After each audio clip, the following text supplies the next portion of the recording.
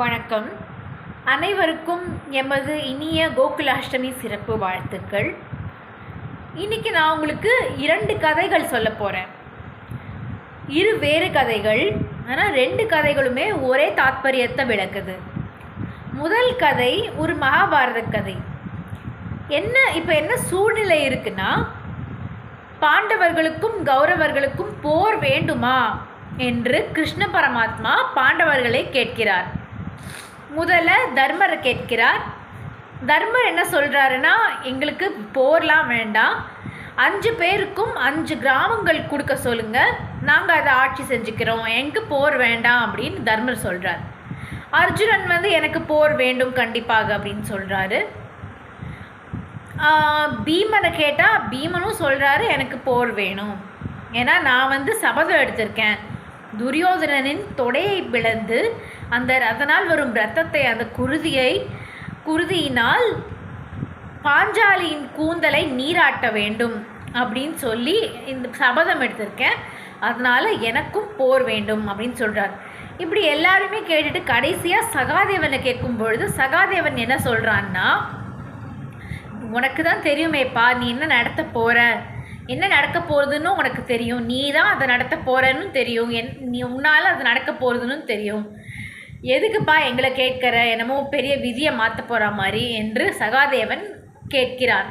இந்த சகாதேவனுக்கு ஒரு சிறப்பு உண்டு, ஒரு ஸ்பெஷாலிட்டி உண்டு. என்னென்னா, அவருடைய தந்தை இறந்து போகும் பொழுது தந்தை இறக்கிறதுக்கு முன்னாடி என்ன சொல்கிறாருன்னா, அந்த பாண்டவர்கள் 5 பேர்கிட்டையும் சொல்கிறாரு, நான் இறந்த பொழுது என்னுடைய உடல் பாகங்களை, வெவ்வேறு உடல் பாகங்களை துண்டித்து உண்டு விடுங்கள், உங்களுக்கு சிறப்பு சக்தி வரும் அப்படின்னு சொல்கிறாரு.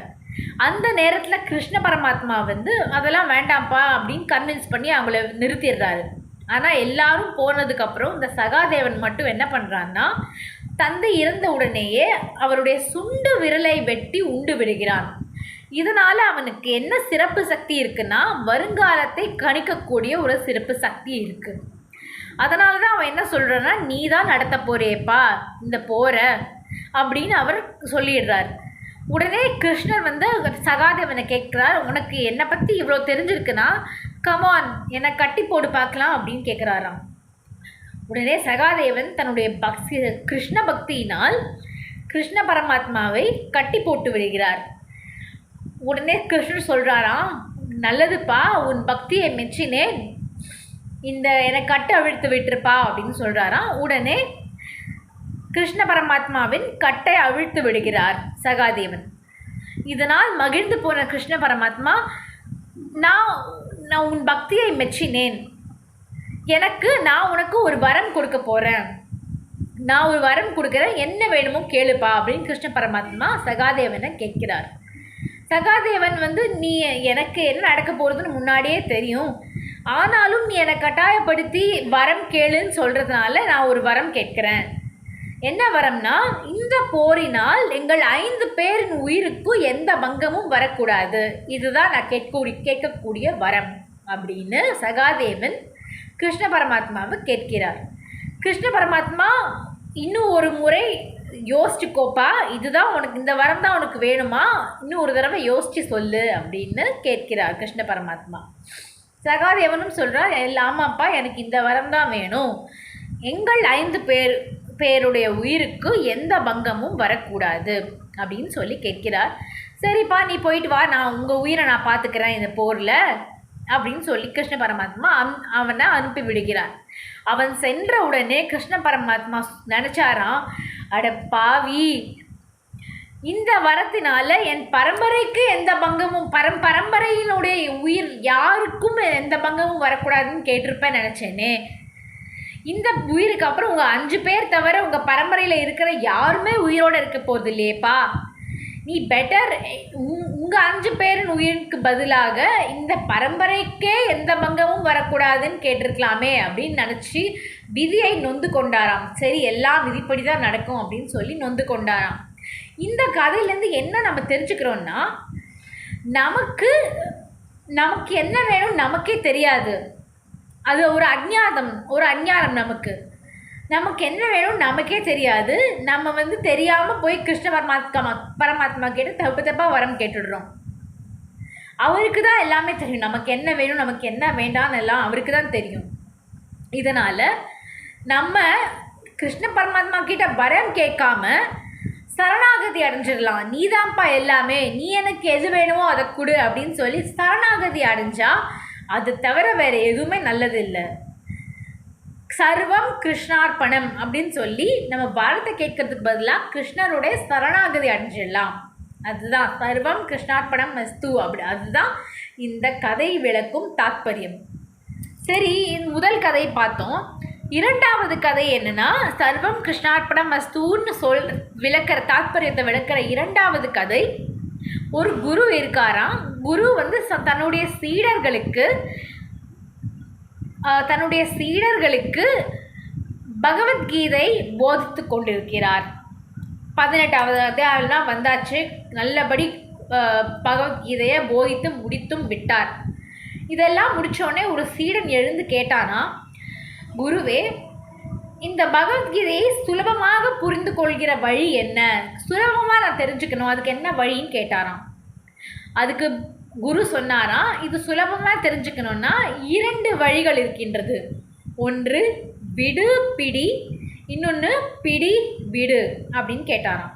அதுக்கு இந்த சிஷ்யன் கேட்டானா, விடு பிடினா என்ன அப்படின்னு கேட்டாராம். விடுனா இந்த உலக பந்தத்தை விடுத்து கிருஷ்ண பக்தியை பிடித்து கொள்ள வேண்டும், கிருஷ்ண பரமாத்மாவின் பாதங்களை சிக்கென பற்றி கொள்ள வேண்டும் அப்படின்னு சொல்கிறாராம்.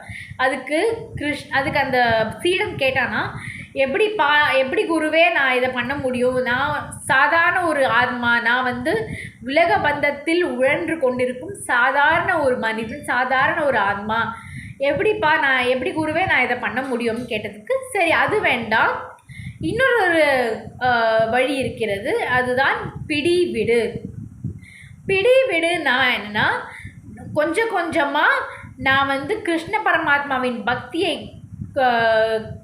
பிடிக்க என்னுடைய உலகத்தில் உழன்று கொண்டிருக்கும் அந்த பந்தம் லூஸ் ஆக வேண்டும். இப்போ எப்படின்னா, ஒரு ஓமக்கு என்ன சொல்கிறது, ஒரு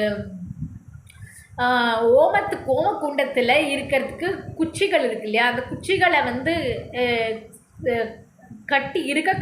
கட்டுறதுக்கு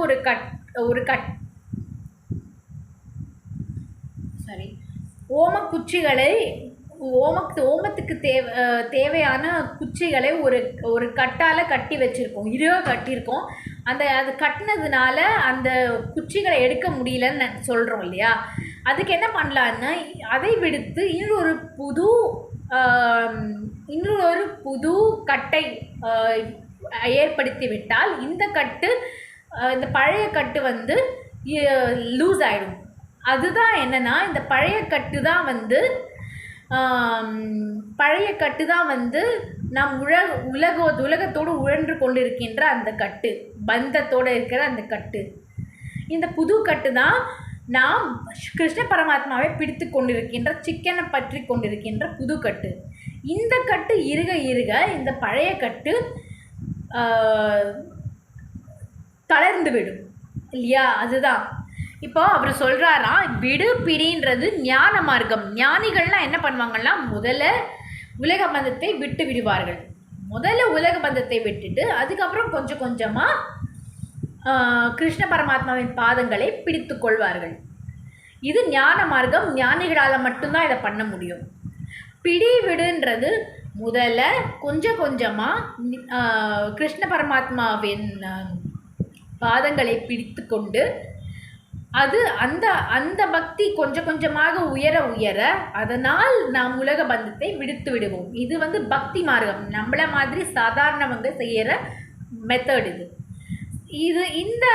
இதை எப்படி பண்ணலாம்? இந்த பிடி விடு அதை எப்படி பண்ணலான்னா, கொஞ்சம் கொஞ்சமாக பகவானுடைய நாமங்களை ஜபிக்க பகவான் கூறும் பகவானை பற்றிய பாடல்களை பாட பகவானை பற்றியான சத்சங்கம் உபன்யாசம் கேட்க பகவானை நாம் கொஞ்சம் கொஞ்சமாக நினைக்க இதை பிடி விடு அப்படின்ற மெத்தட் வந்து நம்ம இம்ப்ளிமெண்ட் பண்ணலாம்.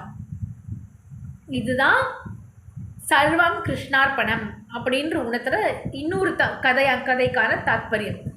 இந்த இந்த பதிவு மூலமாக நம்ம என்ன பார்த்தோம்னா, சர்வம் கிருஷ்ணார்ப்பணம் அப்படின்ற தாத்பரியத்தை விளக்குற 2 வேறு கதைகளை பார்த்தோம்.